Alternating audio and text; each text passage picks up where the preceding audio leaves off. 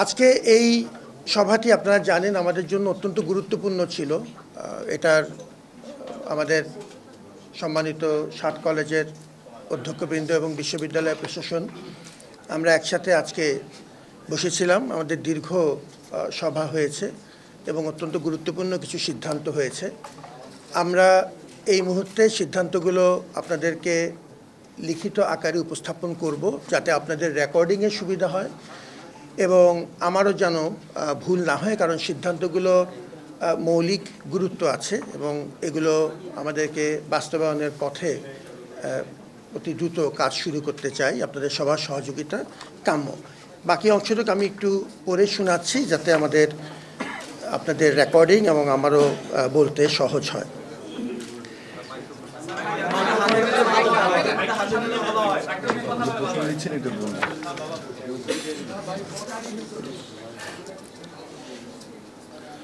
আমি বক্তব্যটি লিখিত আকারে আছে এবং সেটি আমি উপস্থাপন করব এবং আপনাদেরকে লিখিত বক্তব্যের কপিও দেয়া হবে, যাতে আপনাদের তথ্যের কোনো অসুবিধা না হয়।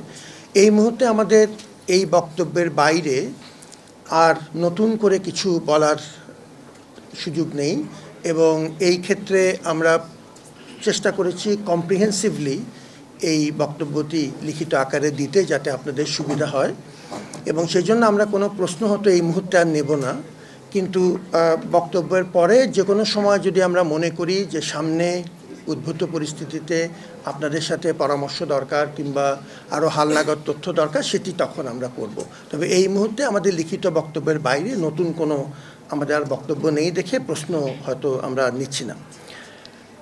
ঢাকা বিশ্ববিদ্যালয় প্রশাসন অধিভুক্ত সরকারি ৭ কলেজ বিষয়ে অনাকাঙ্ক্ষিত ঘটনায় ইতিমধ্যেই আন্তরিকভাবে দুঃখ প্রকাশ করেছে এবং সকল মহলকে ধৈর্য ধারণ, সম্প্রীতি এবং সৌহার্দ্যপূর্ণ সম্পর্ক বজায় রাখার জন্য ঢাকা বিশ্ববিদ্যালয় এবং অধিভুক্ত সরকারি ৭ কলেজের শিক্ষার্থীদের প্রতিও আহ্বান জানানো হয়েছে।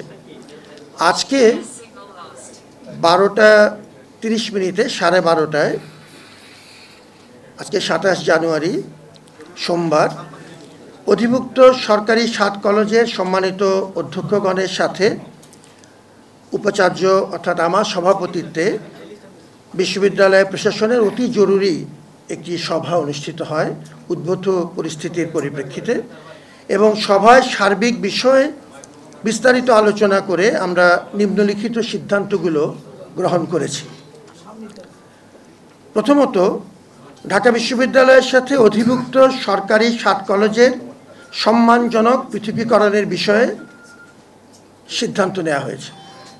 আমরা অনারেবল সেপারেশনের পথে যাচ্ছি, যেটি আমাদের ঢাকা বিশ্ববিদ্যালয়ের শিক্ষার্থী এবং ৭ কলেজের শিক্ষার্থীদের একটি কমন দাবি।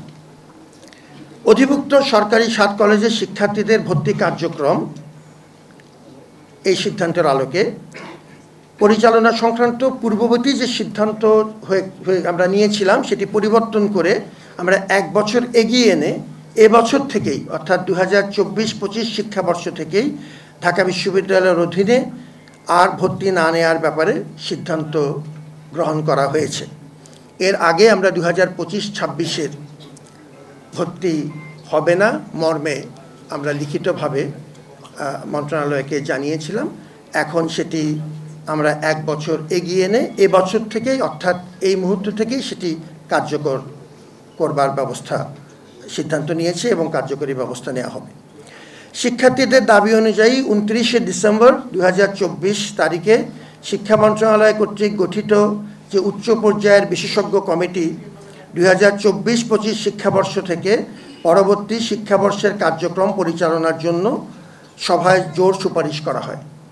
এই কমিটিকে আমরা অনুরোধ করছি আমাদের পরবর্তী শিক্ষা কার্যক্রম তাদের মাধ্যমে পরিচালনা করবার জন্য, তারা যেভাবে সিদ্ধান্ত নেবেন এবং এই ক্ষেত্রে ঢাকা বিশ্ববিদ্যালয় প্রশাসন পূর্ণ সহযোগিতা করবে কমিটিকে। 2024-25 শিক্ষাবর্ষ থেকে শিক্ষার্থীদের দাবি অনুযায়ী আসন সংখ্যা ও ভর্তি ফি নির্ধারণ সহ যাবতীয় বিষয়ে মন্ত্রণালয় কর্তৃক গঠিত যে বিশেষজ্ঞ কমিটি তারাই সিদ্ধান্ত গ্রহণ করবেন। পঞ্চমত, যেসব শিক্ষার্থী বর্তমানে ঢাকা বিশ্ববিদ্যালয়ের চলমান শিক্ষা কার্যক্রমের অধীনে রয়েছেন তাদের ক্ষেত্রে বিশ্ববিদ্যালয় প্রশাসন দায়িত্বশীল থাকবে যাতে তাদের শিক্ষাজীবন কোনোভাবেই ক্ষতিগ্রস্ত না হয়।